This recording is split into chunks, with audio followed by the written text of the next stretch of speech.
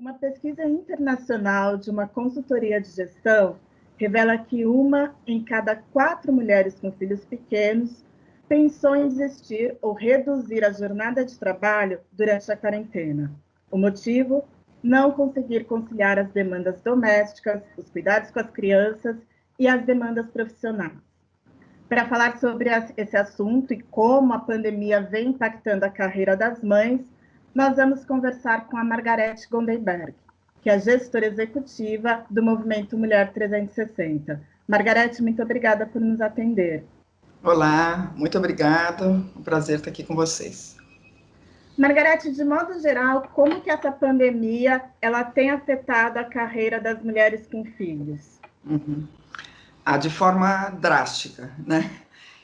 As mulheres, na verdade, já assumiam, né? A gente já tem um dado aí nacional das mulheres dedicarem 4 vezes mais tempo para os cuidados com a família, com a casa, né? Com os familiares e toda a questão que envolve o lar, do que os homens. Isso já tem um impacto, antes da pandemia, já tinha um impacto importante no desenvolvimento, na retenção, na evolução das mulheres na carreira, principalmente corporativa, né?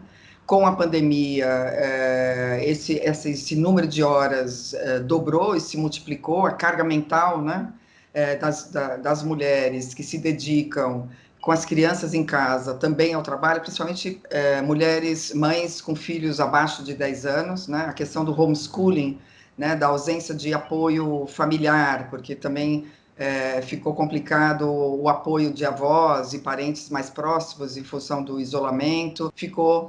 Ficaram essas mães com as suas crianças, né, com as suas famílias em casa, com o trabalho, e isso impactou fortemente, um cenário ainda mais desafiador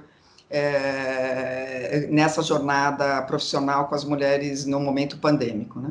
Eu já vi em alguns lugares, Margarete, que quando as mulheres elas saem da faculdade, por exemplo, elas têm uma progressão de carreira quase que igual, parecida com a dos homens. Porém, no momento em que elas se casam, vêm a ter filhos, essa progressão ela para de acontecer da mesma forma. Você acredita que a pandemia ela vai aumentar ainda mais essa diferença entre os gêneros no longo prazo? Sobretudo para aquelas mulheres que acabaram perdendo o emprego?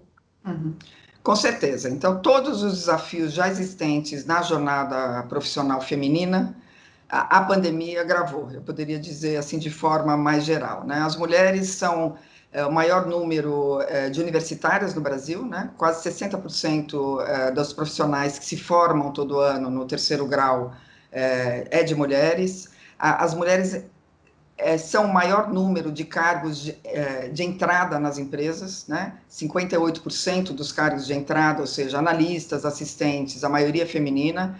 Esse número, ele cai drasticamente quando a gente sobe para a questão de coordenação e cai ali para algo em torno de 26% quando vai para cargos de gerência, de diretoria, chegando ali mulheres CEOs, algo em torno de 12%, 11% no Brasil.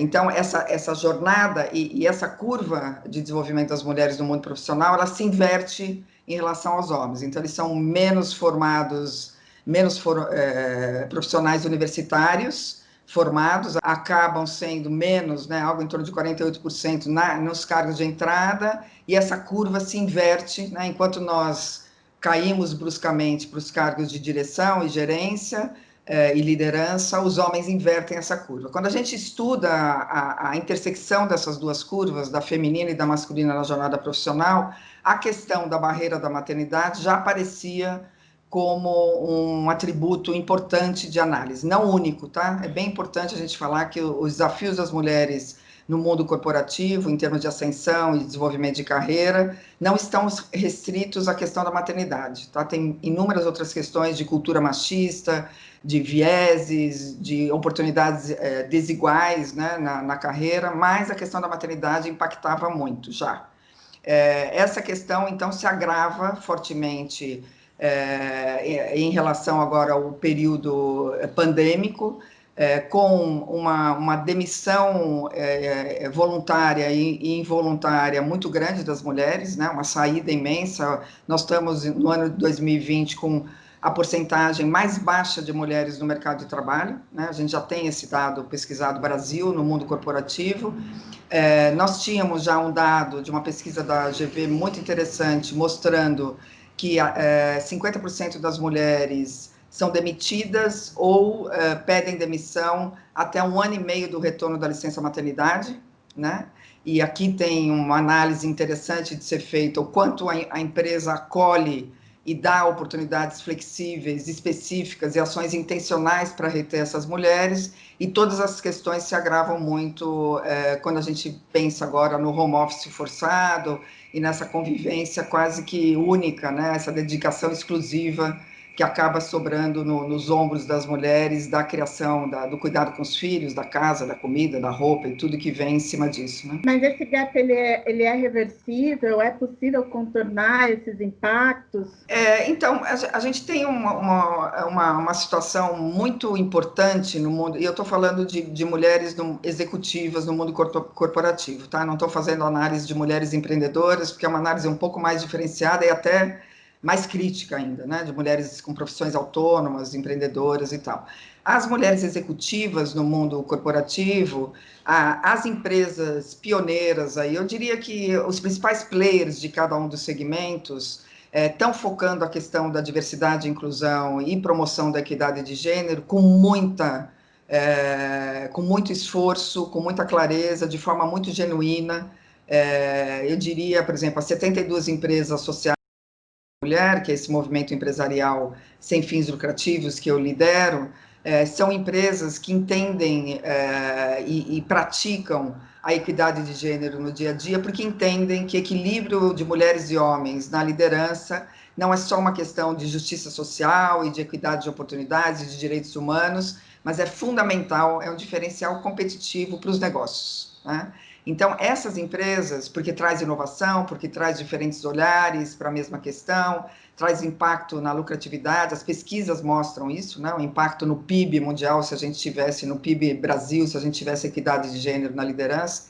Então, essas empresas têm muitas práticas que a gente discutiu aí ao longo do ano com elas, de retenção dessas mulheres, porque entendem o valor que elas têm, principalmente aquelas que já vinham avançando, que têm um potencial aí na linha sucessória para a liderança, e o custo até financeiro de perda desses potenciais, né? Então, o que essas empresas têm feito? Essas que estão na ponta aí, da vanguarda, né, da promoção da equidade, desenvolvido iniciativas e ações afirmativas para promover essa retenção das mulheres mães, né, para que elas não desistam. Então, desde flexibilização de horários, focar muito mais nas entregas do que nos horários, né, de início de reunião ou de período onde esse trabalho vai ser entregue, flexibilizando também a questão das parcerias com o gestor e a própria profissional, né? Então, essa escuta ativa dos gestores dessas profissionais, entendendo as mulheres e essas profissionais também como mães, né? Também como profissionais, vamos dizer, não só do mundo corporativo, mas também as suas funções no lar, e exercendo uma coisa que eu acho muito bacana, que foi uma oportunidade que a pandemia nos deu, do que eu chamo de repactuação. Esse momento pandêmico onde o profissional e o pessoal se confundem, né? A gente abre uma tela para fazer uma live ou uma reunião, e os filhos estão falando atrás, o cachorro late, a campainha toca, não existe mais essa divisão do profissional e do pessoal, né? Nós entramos dentro da casa dos nossos colaboradores. Esse é um momento também de repactuar esses combinados, né? Seja de horários de trabalho, de entregas de trabalho, de formas de fazer e de exigir essas entregas. Esse equilíbrio tem sido proveniente dessa repactuação, que é uma repactuação que eu também tenho indicado muito para nós, mulheres, fazermos com os nossos parceiros e parceiras em casa, né? Independente de como é formado o seu núcleo familiar. Aproveitar esse momento onde tem uma consciência maior do parceiro e da parceira, de como é o dia a dia, né, das crianças, da alimentação, da roupa, e junto repactuar essa divisão, essa colaboração, essa parceria em relação à criação dos nossos filhos, o cuidado com a nossa casa e assim por diante. Aproveitar essa oportunidade para repactuar quando é possível, seja com seu gestor, seja com seu parceiro ou parceira. Ok, Margarete, muito obrigada e até a próxima. Obrigada.